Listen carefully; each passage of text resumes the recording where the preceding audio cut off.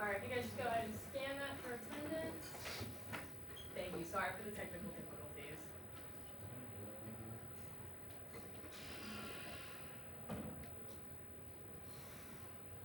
Sweet. We'll give you all a moment, and we'll also put this up at the end, just in case you missed that.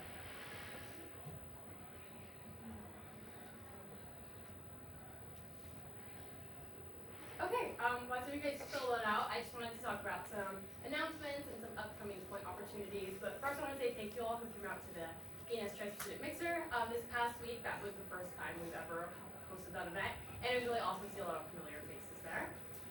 Some upcoming point opportunities that we have this month. On the 22nd, we have a fundraiser at Woodstock Pizza. If you've never been, it's super good. This money goes towards some new stoles, goes towards t-shirts, and putting on a lot of fun and exciting events for you guys throughout the semester. So it'd be awesome if you guys could go. It is from 12 to 8 p.m. So take your roommates, go get dinner, flash this flyer. It's on our Instagram. You can use that to show.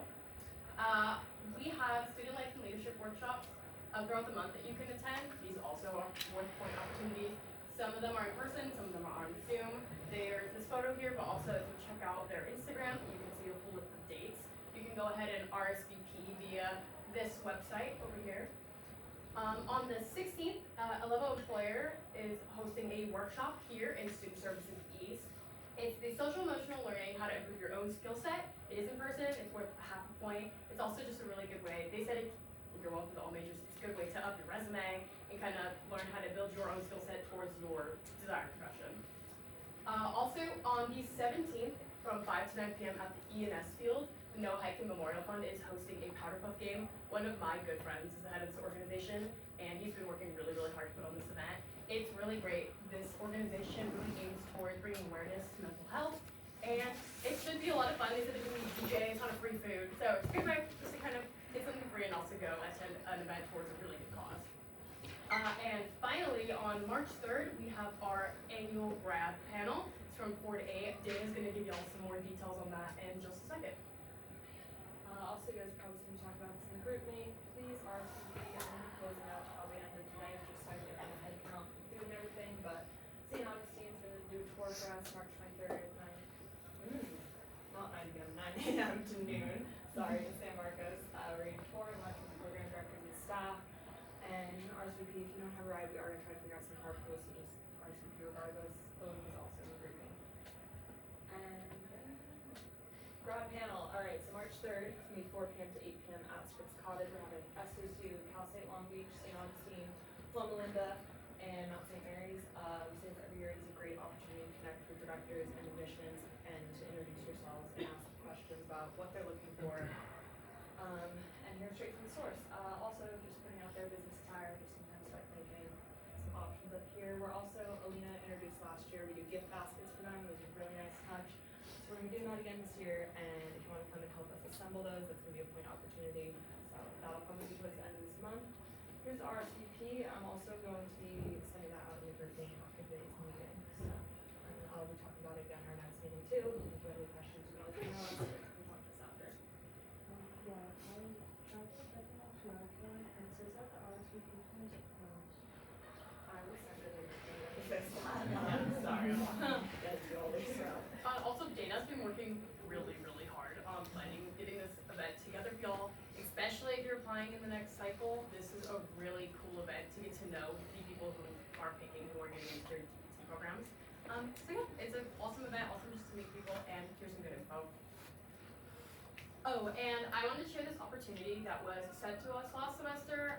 We presented it at one of our last meetings, but now we've got a bigger number of people here at Stretch U. The closest one is in Kearney Mesa, which is 15-ish minutes away. The manager is Kobe Hopkins. He's a former STCU alumni. He was a PE student here, and he kind of wanted to give a little bit back to where he came from. I attached his email. I'll read it out. It says, through our internship, students will learn our fundamental PNF stretching and myofascial release techniques, while also gaining experience in customer service and professionalism in a fun, welcoming environment. Once interns show proficiency in the techniques, they're going to be tested out on one of our managers, and they can start working as a paid employee. Here's his email below. You can go ahead and reach out to them. He said they are always looking for people and for new hires. So this is a great opportunity to gain some experience in the field and also work in a really fun and exciting place. Okay, so today we're going to be talking about shadowing and getting those observation hours that we all need for grad school. This, at least to me, my freshman sophomore year, I felt like this was a little bit daunting. Imposter syndrome, it hits us really hard. And we just wanted to kind of give you our guide on how to get started and how to go about collecting these hours. So for step one, gain experience. We all want to have a paid PTA position, but a lot of these positions want a little bit of experience on your back first. So a great way to start is by shadowing or by volunteering in a clinic for a little bit of time. I would say my first step would be to start doing your research. What fields are you initially interested in? Are you interested in orthopedic, pediatric, geriatric? Really make a list of kind of everything that interests you and what you are looking for to get out of this shadowing experience. The second thing that I put was to look at clinics near and accessible to you. Personally, my freshman year, I did not have a car, so I was stuck on the trolley system, and I knew that if I wanted to shadow, I needed to pick a place that I was going to be able to get to. Now, when I got my car down here, I was able to start volunteering at places a little bit more outward. So really look at the location and see if that is something that you can do. And finally, I said making a list.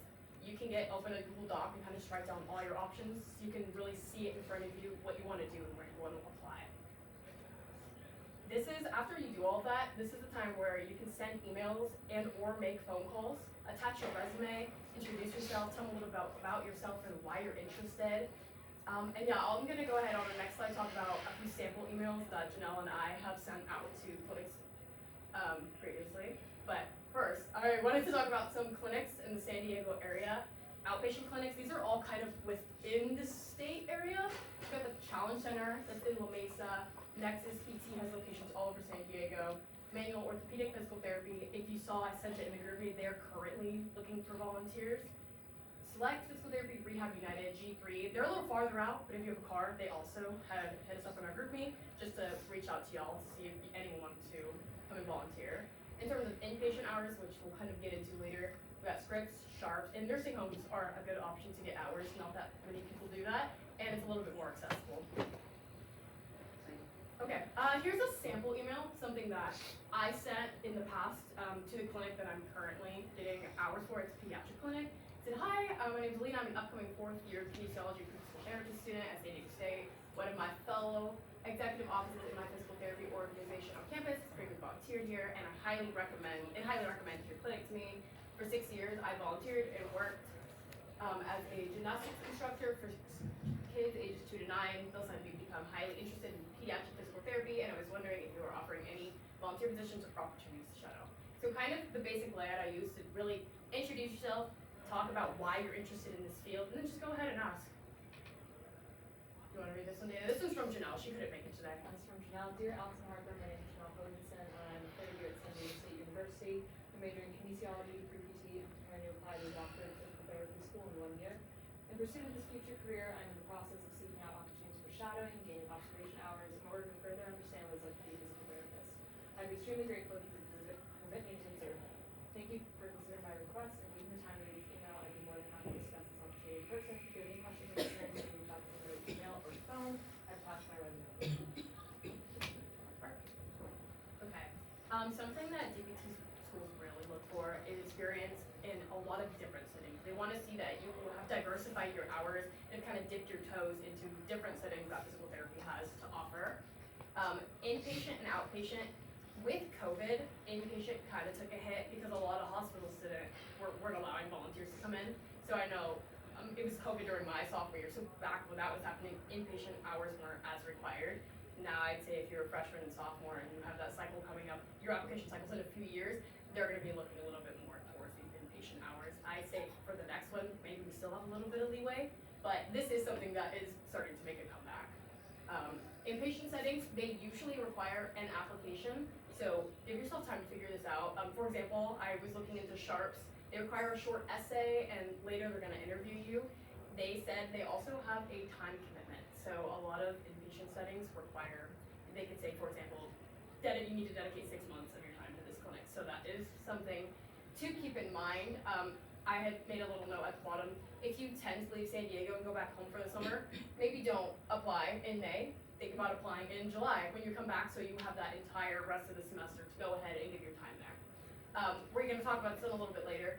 A lot of grad schools, specifically state schools in California, require 100 hours, and it's really important, like I said, to diversify these. Okay, in my experience, every place that I've asked to shadow or work in, they do require an interview. It's nothing, especially for shadowing, it's never been super formal. They kind of just want to hear about what you're about, what experience you have, and why you're interested. I really emphasize your goals and passion for this field and why you want to gain experience in certain settings. Like in my email, I'm really passionate about pediatrics. I've worked with kids my whole life. That was something I really hit on the nail when I was speaking to the physical therapist that I now shadow.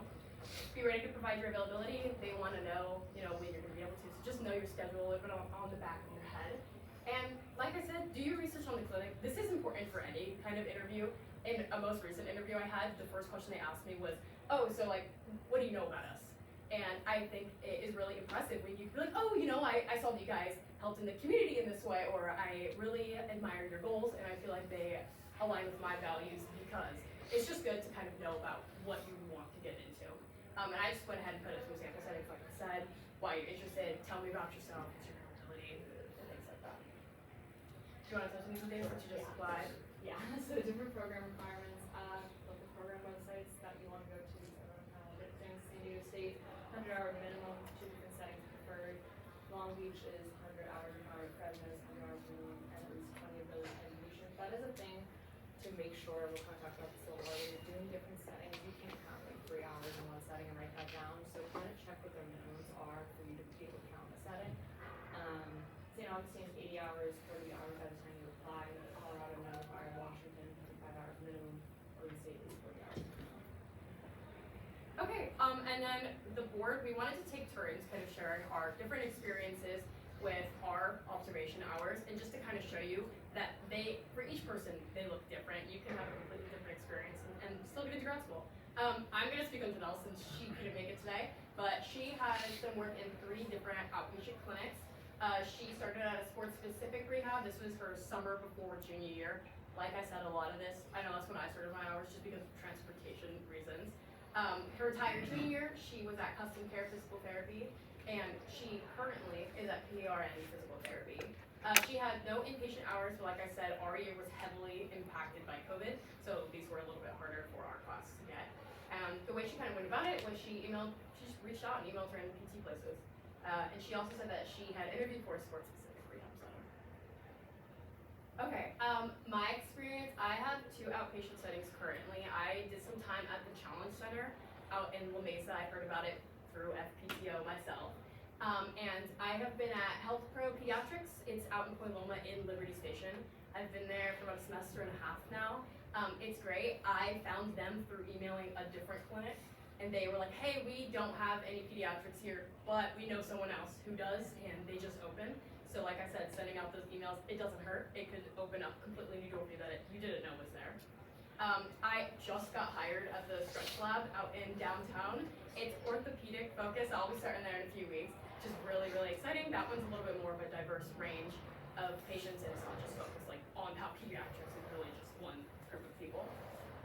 I'm currently applying for inpatient for the summer because I'll be applying next cycle, and hours I'm at about 60. And I just put this note out there. My freshman year, I was really scared, honestly, to send out emails. I felt really young and I'm not super qualified. And it wasn't until I did it and started hearing back that it seemed a little bit less scary. So don't be afraid to put yourself out there. Make that phone call. They want to hear from you and they want to see that you're interested. So put yourself out there. So my experiences in 3 settings, I work, I'm still at adjusted therapy, Keith also works there now.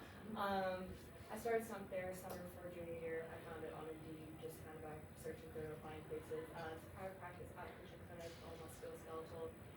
I work in the ED there, so you don't have to be somewhere for that long, but I really like working there, so stayed there. So I'm currently at Sharp Memorial in their rehab center. I work in their reentry program, which is stroke traumatic brain injury. Really cool program. I started there summer before senior year, and yeah, we kind of talked about applying to inpatient, applying to hospitals. That was probably about a month and a half, 2-month application process, just because you have to send them stuff, they get sent back to you, interview. There's a lot of different steps to it. It's not super difficult, but it does take a little bit of time, so I'm for that. they do make you sign on for a 100 hours contract. That's just across all their volunteers in all aspects of the hospitals because they can't train people and have to leave. And then Carabellas and Associates is a pediatric orthopedic speech therapy, PT, occupational therapy. They do it all there. And I just did that 4 months summer for senior year. It's really cool to kind of get a specialty and see them. And yeah, look on Indeed, look at the announcements from CHHS for opportunities, and apply to sharper scripts in advance. And I also technically don't have any inpatient hours because this is an outpatient program at Sharp, but I think we have 3 different settings. That's also still really good. Cool. And then my experience, so I currently work at Innovative Physical Therapy in Mission Valley. General population is pediatrics, but here and there we do get pediatrics, sports athletes, and all that. How I got that job was through FPTO, before they kind of reached out and sent applications for that. And then I recently just completed my shadowing opportunity at Grossmont Hospital. From there, you get to see kind of a variety of patients, from burn and stroke patients. There, I was involved in inpatient, outpatient, but they all log it as inpatient hours. The hospital setting can be overwhelming if you do go in. Let's see. Ways to stand out in inpatient setting is to, of course, just ask questions to your PT, and then what I did was brought like a little notebook and ask questions and wrote my answers in there. And then once you do get into a setting, whether that's inpatient or outpatient, it's always a huge thing for the patients, just because their recovery is mostly psychological and social. And so that's one way to kind of stand out as a aid for your outpatient. Okay, sweet. And then we wanted to take a chance, or take a moment to see if anyone had any questions. So do PT schools like to see that you like did observation or worked at more than one place? I would say like diversification over quantity. So if you have like 800 hours at one place, that's not as good as having like split it out between 3. They do like to see you work from 3 different places. So when you're going into PT school, you really are like, yeah, I've seen what's out there. I know how different clinics work and what I'm really getting myself into. I like to see the a lot of the field. And I also think that observations serve a really good purpose to you. It gives you the chance before you go to PT school to explore what you like and what you don't like. Like I said, I thought pediatrics was like my one and done. I thought that was what I loved, and I do really enjoy it. But being there maybe as they realize, let me try something else too. Let me make sure. And like I said, it's a good way to diversify yourself. Like Dana had said, I know like on state's application, they say, it's encouraged to have more than one, which kind of means they are looking for that, so. You know how long you're like if I did like some hours like 2018 and I still use them? I don't know how long they that's Yeah, I was gonna say, I believe it's a 5-year gap, so, yeah. I feel like I have to break. I'm feeling yeah. And so you can also always reach out to the program and be like, is this applicable stuff? Really quick, if you're paid for the position like PTA or something like that, does that still count under outpatient clinic hours or? Okay. Yes, for them, they do ask like paid volunteer other on the application, but it still counts as observation hours. Just as long as like the PT verifies your hours there, it should be fine. I was gonna ask, how many like hours a week would you say that you would work during like a semester? Like, would you need to plan your like classes around it so that you would have like a certain amount of hours a week that you can go during weekdays? Yeah, ideally, I'm really lucky because they did not be always asking my school schedule before, and we kind of worked based off of that. So I really would work 10 hours, I feel like, is kind of around that. And then when I was shadowing, we do like once a week, and then hospitals really let you do once a week for like 2 to 3 hours. At my clinic, they really do. They know we're students. They've all been in our shoes, so they are really. I mean, most places that I've been are really flexible around your school schedule. Currently, for my shadowing, the one that's unpaid, I do 4 hours a week every Thursday. I know another girl that is at that same clinic. She does twice a week, 2 hours. So you can really cater that to whatever your schedule has available. One thing I also recommend is like I was able to get my hours like over winter break because like I know we have very busy schedules while we're in school. So I reached out to a clinic and I was able to go in like twice a week for winter break, and that was like over 40 hours just over the 4 weeks of break. So reach out, see if they can accommodate your schedule. So I understand that most hospitals have like a wait list process. Is that prior to the application or is that part of it? I only know for sure, but I know if you go onto the website, you can fill out kind of like an interest form, and then they'll get back to you like a Zoom info session. I feel like I was kind of at the start when it started really opening up that volunteering, so I don't know if there's quite a wait list then, but yeah. From what I know, I think Sharp right now at Grossmont is like a 16-month wait, and so you kind of just need to plan it out in terms of your application. And as long as you kind of mention in your application that you're kind of looking into inpatient hours, by the time you submit that final application, it should be. There is a space on applications for like how many hours you've completed and then how many hours you have planned. Some schools tell you they don't take the planned hours into account, but some schools do take the planned hours into account. What have you found to be the best way to keep track of hours? Because so far when I'm volunteering, I just have like a long-standing Google sheet that I have to do dates and places, but it's kind of confusing to do. Or is that like the best way to have like a Google sheet? I personally have a great Google sheet that I bring in with me. I believe for grad schools, when you apply, they ask for could you go into depth about the Yeah, they ask you, they'll ask you to put in the hours and then they email the PT and they'll have them verify it, or if you don't want to have it sent to the PT to verify it, like one of mine, I just uploaded the sheet I had and she had signed off on it and had like their clinic name and everything on it, she gave it to me, I started shadowing her, so there's kind of different ways to do it. I also had like a Google form as a really great sheet, is a really good way to do it because you can set it up to calculate itself and add up the hours too, but yeah, that's probably the best way to do it. Sweet. Any more questions? Do you guys ever advise on how to like ask PTs you shadow for recommendation letters or more likely to see like recommendations on this PT? Personally, I haven't reached out just because the application hasn't started yet, but one way to kind of, I did it through the volunteering system at Grossmont, and so I've just asked that we volunteer, just to see if I can get the hours through volunteer, and then from there, for application, just ask the PT that I was shadowing, to verify those hours. Yeah, that's a great way to do it, and also, if you are still working with them or whatever, just ask them, okay, would you mind writing a letter of recommendation, if you're willing to, and then also email them, again, just that, I think is a good way to do it. Just stay connected with them. Yeah. Yeah, for me, I know I'm at my current clinic, I will be ending there soon. And what I asked my physical therapist, when I had mentioned that I was going to be on my way out soon, I was like, would you be willing in the future to write me a letter of recommendation? Blah, blah, blah. And she was just like, yeah, like we'll stay in touch, let me know when it's required. So, okay, sweet. All right, well, thank you all for coming so much. We will go ahead and put that attendance QR code back on the screen in just a second. But we will see you all at Woodstock on the 22nd. Come get pizza.